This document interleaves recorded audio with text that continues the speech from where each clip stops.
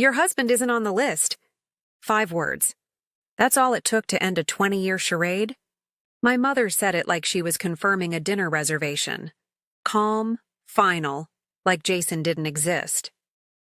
What kind of parents uninvite their daughter's spouse from a public event but invite every donor in the state? The kind who think image is everything.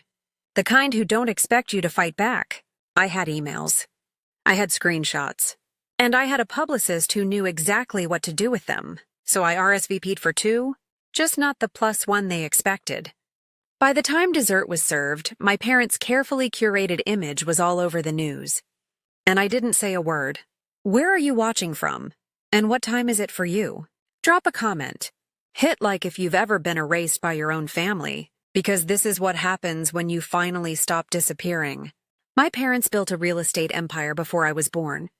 By the time I was 6, I knew how to smile for the society pages. Boarding school, charity galas, the right clothes, the right friends, the right everything. I was a showpiece. When I turned 22, I got my degree in communications. I loved the work, strategy, messaging, building narratives that mattered. I took a job as a communications director for a tech nonprofit.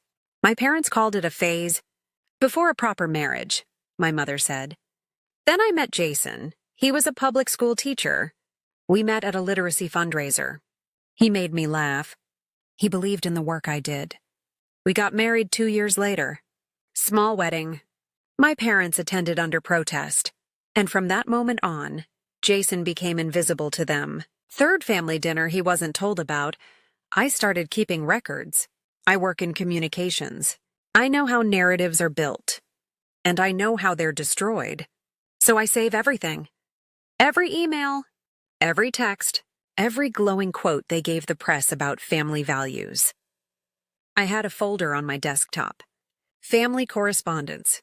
It grew every month. I didn't know I'd need it all so soon. But when the invitation arrived, I knew the fight was coming. The envelope was cream cardstock. Embossed gold lettering, annual charity gala. Black tie. My name, no guest line. I read it twice. Then I called my mother. Hi, darling. Did you get the invitation? I did. There's no +1. Silence. Then, smooth as glass. The event is elevated this year. Tables are tight. And Jason wouldn't be comfortable anyway. Comfortable? It's a business evening. Donors, board members. You understand? So my husband isn't invited. Don't be dramatic. It's just one evening. My father got on the line. His voice was flat, corporate. We're courting a partnership with Callaway Development. Image matters. This is a family business evening, not a social party. I kept my voice steady. So my husband isn't family? Silence. Then, don't make this difficult. I could feel the steel under his tone. You'll thank us later. Wear the blue dress. We'll see you at 7. Click. I sat there with the phone in my hand. Jason stood in the doorway. What did they say? I looked at him. They said you're not on the list. Jason didn't yell. He never does. He just nodded. I'm not going to beg to sit at a table where I'm not wanted. His voice was quiet, generous. It made it worse. Maybe you should go alone, he said. Pick your battles. I felt the shame rise in my throat. Was he right? Was one night of peace worth swallowing my pride? That night I couldn't sleep. I scrolled my phone. My mother had been tagged in a society blog preview of the gala. The headline, Prominent Families Gather for Annual Summit. The caption mentioned next generation leadership. I felt erased. Like I didn't exist unless they said I did. I put the phone down. I opened my laptop. The folder I'd been keeping. I started reading. And then I saw it. The email thread from March. I read it 3 times. Then I knew. I thought I'd lost. I thought I'd have to choose between my husband and my family. But I hadn't lost. They had. It was an email from my mother to the editor of a regional lifestyle magazine. Spring issue. Power Families feature. The editor had asked for a quote about me. My mother replied, Our daughter is focused on her career, enjoying the flexibility of single life in the city. Single life. Not newly married. Not building a life with her husband. Single. The piece ran in April, 2 months after my wedding anniversary. She erased my marriage in print. I searched my name and the word magazine. 2 more articles popped up. One called me unattached. Another said I was exploring options. All of them quoted my mother or my father. I screenshot every single one. I wasn't being excluded. I was being rewritten. And if they were lying to magazines, what were they telling the people at that gala? I leaned back in my chair. My hands were shaking, but not from fear, from clarity. I had proof, and I was just getting started. I forwarded the articles to my mother. One line, interesting quote. She called within minutes. No apology, just control. You're overreacting. The magazine paraphrased. You know how journalists are. Mom, they attributed it directly to you. Why are you trying to sabotage us? I blinked. Sabotage you? This is a critical time. We need focus. We need loyalty. And you're making everything about Jason. I hung up. An hour later, my father emailed. The subject line, expectations. The message was 3 sentences. This partnership represents the future of our holdings. We expect discretion and loyalty. Decisions have consequences. I read it twice. The threat was clear. If I caused a scene, if I embarrassed the family, I'd be removed from the succession board of their foundation. Every table I had a seat at, gone. They weren't embarrassed. They were angry, I noticed. The gala was 6 days away. I told Jason I wasn't going alone. He looked at me. What are you going to do? I closed my laptop. I'm still deciding. I went back to the folder. Deeper this time, and there it was. An email thread between my mother and Catherine Calloway. The subject line, seating for the 14th. That was the gala date. My mother's message. I've confirmed she'll be at table 2 next to your son. She's looking forward to meeting him. I think they'll find a great deal in common. I read it again. Looking forward to meeting him. Not business common, personal. Catherine replied the same day. Trevor's excited. It's time he settled down with someone from the right background. 3 more emails in the thread. Planning the setup. Confirming the seating chart. Discussing talking points. They weren't just erasing Jason. They were auditioning his replacement. I took a screenshot. Timestamp, sender, subject, every word. I saved it in 3 places. They didn't want me at that gala as their daughter. They wanted me as bait. I knew exactly what I had to do. I called a family friend who works in commercial real estate. Off the record, I asked him about Calloway Development. He was careful with his words. They're consolidating Metro Holdings. Big moves. Your parents need that partnership. Why? Pause. Their portfolio's been stagnant for 3 years. Calloway's the play that keeps them competitive. And a marriage alliance helps that? Another pause. It's not legally binding. But it's symbolic. Old guard strategy. Merge families. Merge assets. Strengthen the brand. I closed my eyes. So I'm a line item in a deal sheet. Your parents are good people, he said quietly. But they think like builders. Everything is structure. Everything is leverage. I asked one more question. So erasing my husband makes me more marketable? The silence stretched. Then, in their world? Yes. I thanked him and hung up. Calloway Development. 8 to 12 million in projected joint holdings. My marriage? An inconvenience. My husband? Collateral damage. Now I knew exactly what to do. And I had 4 days to do it.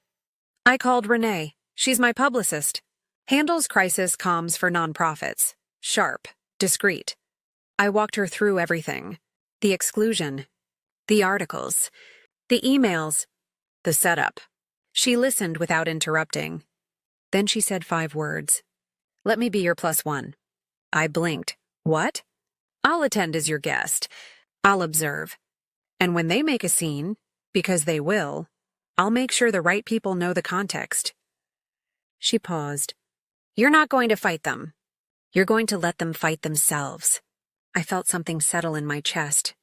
They've built their reputation on image, she said. Let's see how they handle a witness. I spent the next 2 days building a single document. A timeline, every exclusion, every misquote, every email clean, factual, dated, 15 pages. I didn't send it, not yet. I told Jason the plan. He was nervous, but he trusted me. Just promise me you're doing this for you. Not for revenge. I promised. The gala was tomorrow. I ironed the blue dress. And I waited. The night of the gala, I arrived with Renee. Black tie. 300 guests, chandeliers, press photographers my parents invited for positive coverage. My mother saw us first. Her smile faltered. Who is this? This is Renee, my publicist. She's my +1. My father appeared. His jaw tightened. He pulled me aside. This isn't appropriate. I kept my voice calm. You said I could bring a guest. Here she is. During cocktails, Trevor Calloway approached. Tall, confident, expensive suit. You must be married, I said. I'm married. He looked confused. My mother said you were single. I smiled. Your mother was mistaken. My mother materialized, steering him away, shooting me a look that could cut glass. At dinner, my father stood to make a toast. Family legacy, partnership, the future. He motioned toward me. The future of our name. Polite applause. Then my mother took the microphone, thanking the Callaways, thanking the donors. The bright future we're building together. She gestured toward me and Trevor. The room applauded. That's when Renee excused herself. She stepped outside. 10 minutes later, 3 people at our table were staring at their phones. One of them was a journalist. A journalist my parents invited. Renee hadn't sent my 15-page dossier to the press. She'd sent something smarter. A single vetted statement to 2 reporters in the room. Family uses charity gala to erase daughter's marriage and arrange introduction with developer's son. Emails confirm seating plan. The journalist approached my mother. Mrs. Can I get a comment on the seating arrangement tonight? My mother blinked, smiled. I'm sorry? There's a report that you coordinated an introduction between your daughter and Trevor Calloway, despite her being married. My father tried to step in. That's a misunderstanding. But the emails were time-stamped. The quotes were archived. The setup was obvious. By dessert, the story was live. Local news blog, 9:42 p.m. Headline: Power Family's Gala marred by claims of social engineering. The Letty mentioned the seating chart. The emails. My parents' own words. My mother found me near the coat check. What did you do? I looked at her. I brought a +1. Just like you asked. The Calloway partnership stalled. Not because of me. Because the public optics made both families look calculating, transactional, old world and out of touch. The deal my parents orchestrated the entire scandal for? Gone. My mother called 3 days later. She asked me to issue a retraction. I declined. My father sent a letter from his lawyer. It suggested I'd defamed them. Renee replied with the original email thread and a single line of legal precedent. Truth is an absolute defense. They dropped it. 3 weeks later, my mother emailed. No apology, but an invitation to lunch. Her, me, and Jason. I agreed. On one condition. Jason's name in every introduction. Every family photo. Every public mention going forward. She agreed. Lunch was awkward. Civil but strained. My father didn't come. Over the next few months, we settled into something new. Not forgiveness. Boundaries. Respect I didn't ask for. I required. I stepped down from the foundation board. On my own terms. I didn't need their approval to do meaningful work. I started consulting for nonprofits full-time. Jason and I used the quiet to travel. To build our life without an audience. My parents still send holiday cards. Jason's name is on them now. In print. Finally. I don't forgive the erasure, but I don't have to. I just have to be clear about what I'll accept. And I am. Here's what I learned. You can't control how people see you, but you can control the narrative when they lie about you. Respect isn't given by blood. It's enforced by boundaries. If you've ever been erased by your own family, drop a comment. What boundary did you finally set? And if this story reminded you that your voice matters, hit subscribe. You're not invisible, not here. This has been a fictionalized dramatization and is not legal or financial advice. But the lesson is real. Speak up, keep receipts, and never let anyone rewrite your story.